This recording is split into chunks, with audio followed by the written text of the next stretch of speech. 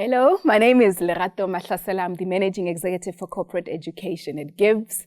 And we're just going to be having a quick conversation with my colleague, Dr. Nobulali Dangazele, a lecturer here at GIBS, a former thespian, and now a serious academic, who will be helping us co-host a conference on the 6th of August. And it's our women's conference. So we're theming it Women Meets Art this year. And the idea is around harnessing creative intelligence to help us lead better in our institutions. Lali, welcome and thank you for joining me. Thank you very much for inviting me to studio, but also for this amazing conference on the 6th.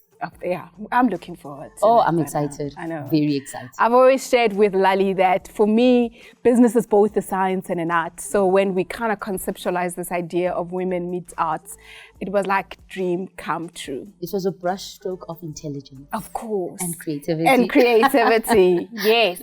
Talking about that, we're inviting people to a space where we're going to explore creative intelligence. What is it?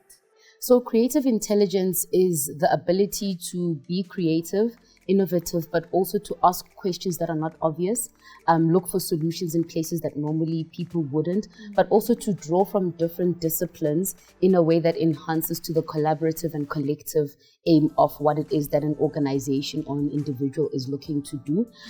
It's something that one can develop. It's not only something that artists can practice. You don't have to be a painter or a dancer to have creative intelligence, but it's a skill that you can harness and also one that you can acquire through exposing yourself to spaces that are not necessarily within your comfort zone. So, for example, if you're an individual that works within an organization, as opposed to going just on the internet to find solutions, you can go to an art gallery and look at the art and ask yourself, if I was looking at this painting in relation to the question I'm trying to ask, what inspiration could I draw from that? Or taking up a hobby like pottery that allows you to feel and listen to the clay, understand intuitively that our intelligence is not just cognitive, but sometimes it's embodied. You know, the hands can feel and the clay doesn't lie. If you are overexerting pressure on the clay, it will wobble and fall. If you make the clay too thin or you don't use enough water, it will not necessarily be sustained and last in the fire, which means now not only are you physically learning something and using embodied cognition, but you also can use the metaphor of being a potter and going from something that is just a lump into something that is a structure, putting it through the test of fire, and then also painting it and then using it as an ornament, which speaks to some of the elements of creative intelligence. You need to design questions and frame them in a certain way. Then you create an opportunity for people to play, explore, and fail fast. And then you take that and you actually implement, and then you also examine whether or not that implementation is working effectively, or whether you need an iterative process to realign what it is that you're doing. And that, in a nutshell, is the practice of a creative intelligence within the organization, but also in one's personal life. Yeah, love it, love it. So why should it matter to me? I'm a leader and I've created some successes already, right? Why should I be curious enough to come engage on the day? Because the world is ever changing, it's dynamic. And it requires for us to be at the forefront of what it is that is happening. If you look at big organizations like Nokia, you wouldn't have thought that there was a time where Nokia would not be a leading brand when it comes to cell phones. And you wouldn't have thought that an organization that created iPods would be one of the main contenders in the cell phone space. But what Steve Jobs did differently was he engaged in creative intelligence. He didn't necessarily focus on R&D. He would think outside the box, and he would think about things that don't necessarily come together in a way that allowed for Apple to catapult what it is that they do in their design as well as their technological advancement.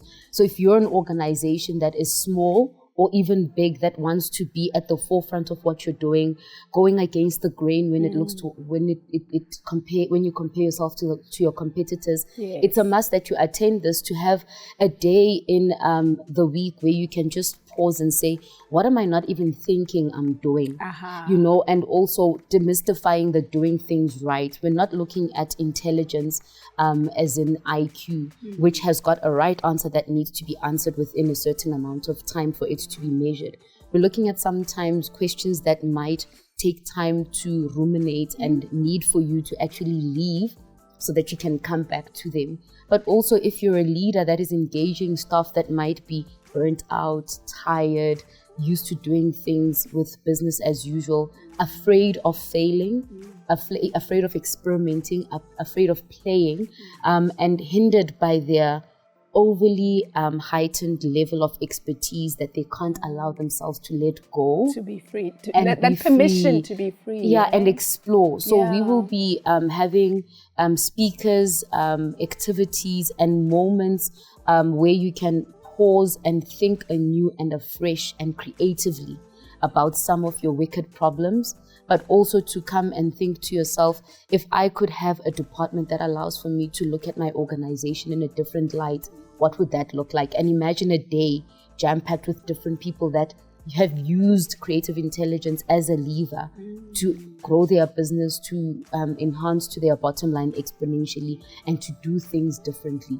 So I think that's why you should come if you are looking to innovate, but also looking to use a different quotient of intelligence outside of the basics we know that you already have, because you've got the job. Yes. Now, how do you enhance to that? All right. So it helps us actually build on the successes that we already have by connecting with different parts of ourselves. Like you said, our embodied intelligence, more of our intuition as opposed to the cognitive intelligence. Certainly. Only. And also it's interdisciplinary. Yeah. You're going to be in a room with people that come from different walks of life, looking at problems and opportunities from different perspectives, because what we're going to be framing the conference with is appreciative inquiry as a whole, which says, as opposed to being a problem-solving focused organization, what would happen if you were a solution-focused organization? So you approach every opportunity, not challenge, with the what could we discover, what could we learn, what could we explore, what could we expand? So coming from a space of abundance as opposed to scarcity,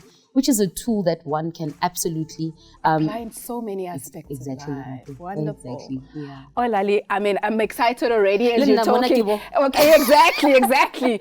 And I look forward to people like Dr. Zaz, Dr. Sizakele Marutulle, look forward to Dr. Alistair Mukwena, who is former country director at Google, now an entrepreneur, speaks internationally, and is passionate about this, is passionate about creativity and innovation and what it can bring to business, right?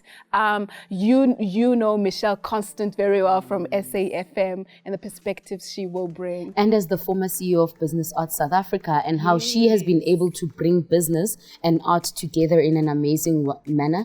But also I think Tumelo Chaka is one of my favorites, because I see a girl from Edlamini, currently living in the ghetto of Birmingham, but still big on looking at the township economy. He's a township executive, and I love how he has taken the township, put it into the spotlight, and brings out lessons from the township economy, brings out lessons from how we can, go from being survivalist into thriving entrepreneurs, which that pivoting, or I also call it pirouetting, because I come from a dance background. Environment, I love the fact that in one moment you could be spinning, and in another one you could be doing a jeté, metaphorically and literally in your career. But also someone that has got a very soft spot in my heart is Dr. Lucy Voss-Price. Dr. Lucy taught me in my third year in drama, and then was also a pivotal player or individual in my PhD and my master's, and she used to be part of GIBS as well. She did, and she loves the idea of play in the workplace, and she will speak to that. That as well. So I think our offering from the speakers, we really went out and over and beyond the call of duty. But also some people might be like, okay, it's a women's conference, but there's also males in the room and people that identify as non-binary. And for us, we are saying, Allies are important. We're not working alone and we're not working in silos. A big aspect of creative intelligence is a collaborative, porous way of working that does not necessarily limit one to silos. The first thing you do when you are running a facilitation or a workshop that heightens the level of creative intelligence as a tool is taking away the silos and the divisions, whether they are based on cognitive divergence, whether they are based on, the physical that we can see, or even cultural diversity and cultural intelligence. We tap into what makes us divergent to converge. We can converge. Exactly. I am so ready for this conference, and I hope that we've given you a wonderful taste and we've given you an appetizer, and that you'll be able to join us on the 6th of August. So whether you're so enticed by this that you even say, not only me, I'm bringing my whole team. And as Lali said, it's not just for the women, it's also for our allies, because the world we want to create can only be created if we are collaborative and if we truly tap in to this creative intelligence that we all have. Look forward to seeing you on the 6th of August at the GIBS campus.